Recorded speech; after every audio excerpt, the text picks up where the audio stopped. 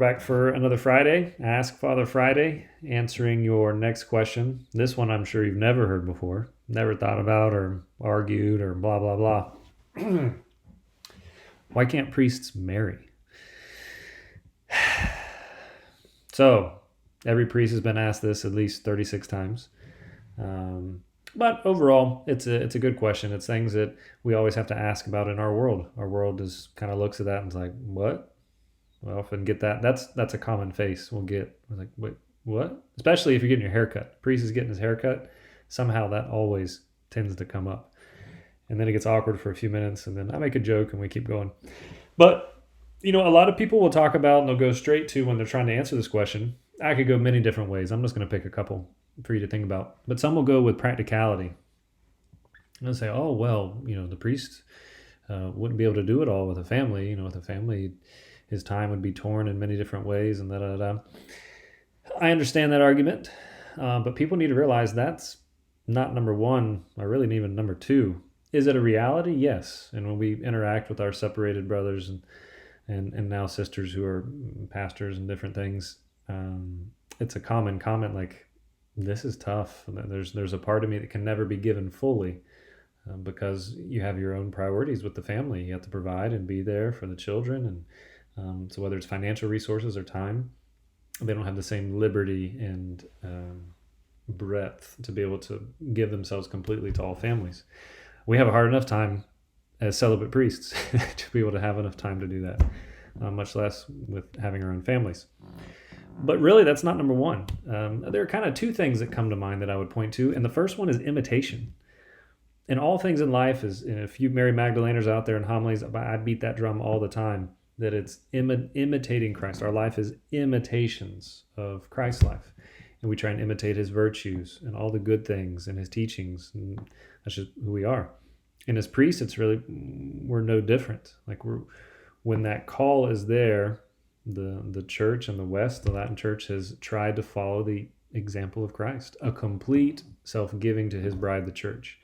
And so the priest, when he dons the collar, that's something that he gives. It's a complete gift of self, just like Christ did, who did not take a wife, but he gives himself completely to his bride, the church.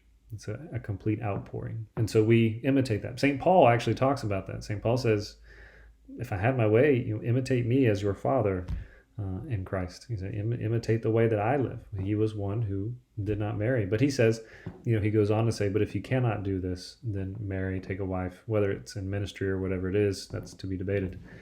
But he says, hey, if you can do this is the best way. And so the church over time has said, yes, this is the way we want our priest to live, in the line of the priesthood of Jesus Christ. And so we do our very best to do that. And that's how the laws and the time, the traditions have built up. So it's not this, it's unnatural, or, this or that. It's had a history in every culture, really. There are those who set themselves aside. And even with the Jewish time and some of the understandings of some of the sects, the SECTS sects, from the scenes to different places where there were those who were set apart and for a particular service. So just keep that in mind, that it's and is it unnatural? It's like, well, who's the most human person ever to live? Jesus Christ. What did he do? It's like, I'm sorry, what was Jesus Christ's wife's name? I can't remember that. But that's kind of sometimes how we have to be reminded of these pieces. The other little piece I would remind you of, and Bishop Barron wrote an article at one point, I think it was 2 articles in seminary, and he said, he's the same thing. He's like, the practicality argument, it's not, yes, but no, it's not the biggest thing. But he says, when you find something that you love, or you begin to fall in love with something, he says there's a radicality that follows it, the radical nature of love. Think of, the time when you fell in love with your husband or wife, or your first love, or whoever it was. Think of what it drove you to do. Like the guy who goes and sells something important to him to buy a ring for this girl, and the guys are like, dude, what are you doing? He's like, well, I'm going to do whatever I can to keep her or win her. I'm going to sell everything and buy that pearl of great price or whatever it is. And people will look and be like, that's radical. That's what's going on. Or, girls, you may find yourself saying crazy things, to this guy that you've fallen in love with.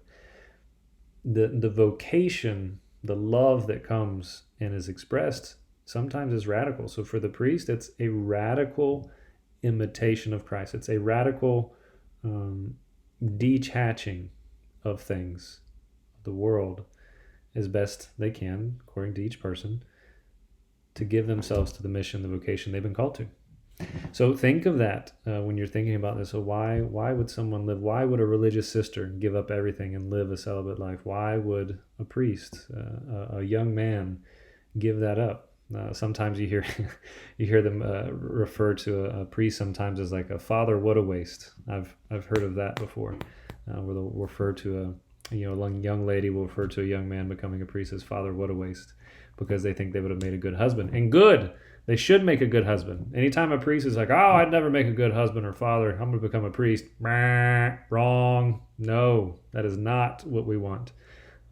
Any good priest should also want to be a good father. That should be, they're complementary, the spiritual and the biological.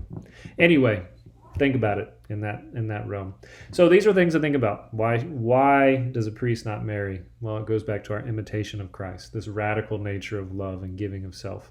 It's what we're called to do. Just as Christ gave himself completely and utterly for his bride, the church, so the priest is to give himself completely and utterly as detached as possible to Christ's bride, and who we stand in the person of Christ. We do that for the church as well. So those are some pieces on why priests don't marry. Can't answer it all, but hopefully that's of some help. See you next Friday for Ask Father.